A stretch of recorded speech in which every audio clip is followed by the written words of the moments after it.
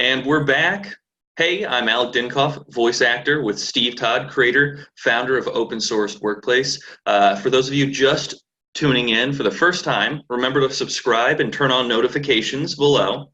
Steve, how are you doing today? Doing well, Alec. Doing very well. How are you doing? Oh, sorry, I got a little bit of morning voice. I know you're on the East Coast. I'm on island time right now. I'm in Hawaii, but that means I'm doing really well. You're such a show off, man. Such a show off. But good for you, mate. Good for you. Shows Yeah. the dedication you have to this to open source. So I appreciate it. Thank you.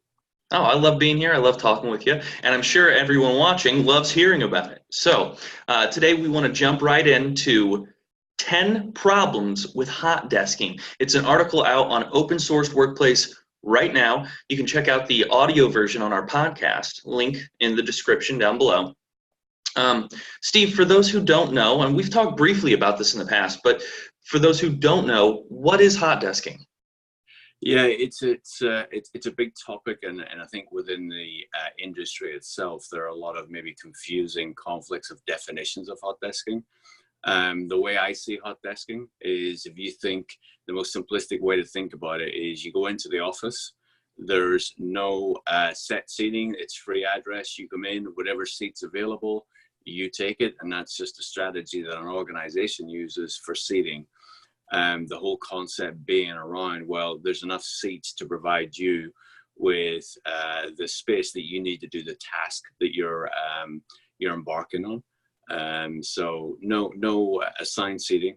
And it's quite common in the co-working locations. So you can either buy a dedicated seat, which would be an assigned seat, or you can buy a general hot desk seat where you basically come in and you take the first seat available. Typically they're in the common areas of the co-working locations, but that is probably the way I look at it. The one that kind of get mixed up with is hoteling.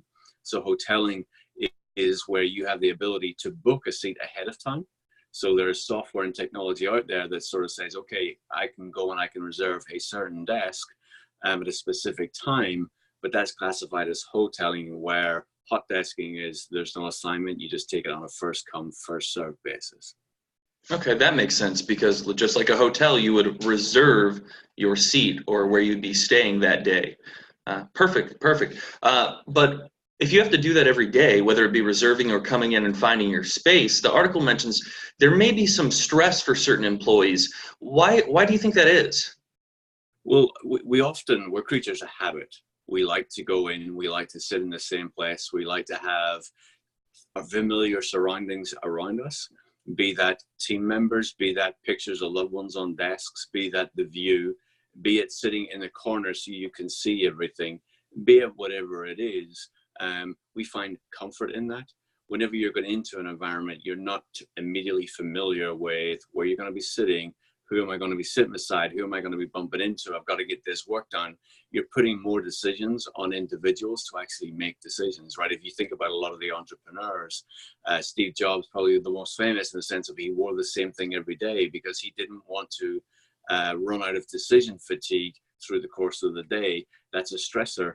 And therefore, sometimes having to go in, choose and select a desk actually can be intimidating and selective, or challenging for some folks. And if you think about the personalities of people, you think about an introvert. Introverts, typically like to sit in a certain environment. They like to sit in a certain place to actually do their work. Whenever you don't have an assigned seating situation, then it may be difficult and challenging for those people to find the right seats that they need to do. So that's what causes that little bit of stress and anxiety in some employees. Understandable. I know when I'm editing audio, I need a quiet, comfortable environment with no distractions. And if I have to go into a working office every day, and if I might be stuck with, let's make up a name, Kathy from HR, or the person that talks a lot, it would not be a conducive environment. So I could see some stress playing into that, depending on your workload, what you're doing that day, and the types of people you may end up sitting with. You mentioned personal effects on the desk. I know some companies have ways to combat this and ways to store your things when you don't have your own desk. But the article mentions a loss of personal space can be a real negative for employees. what roles might this present a problem for? So the roles that it probably causes the most concern with are those the roles where they feel they have to have all their documents right in front of them. So you think about the legal team, so they're probably gonna have to do research. You think about the audit team, a tax team.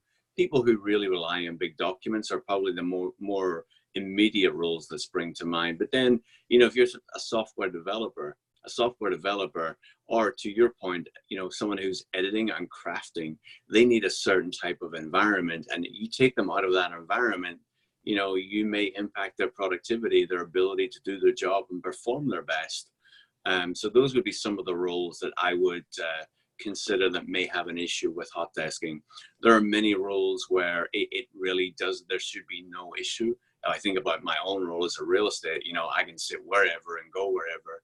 What's important to me is actually just finding my team and being with the team. So that's where you have to sort of take into consideration, not necessarily just the roles, but actually team dynamics and how teams relate, not just to themselves, but how teams are connected within the organization. Where if you're doing an assigned seating plan, you can ensure the right functions, the right people, the right departments are sitting beside each other. If you eliminate that and you give everybody the ability to have and go hot desking, then how does that work? And that can be some issues that people may find. Exactly, exactly. So I know we covered a couple different issues the article presents. To see everything and every issue this article lays out for you, it's on Open Sourced Workplace. Check out the link in the description below. Thanks for joining us. Remember to like, share, and subscribe.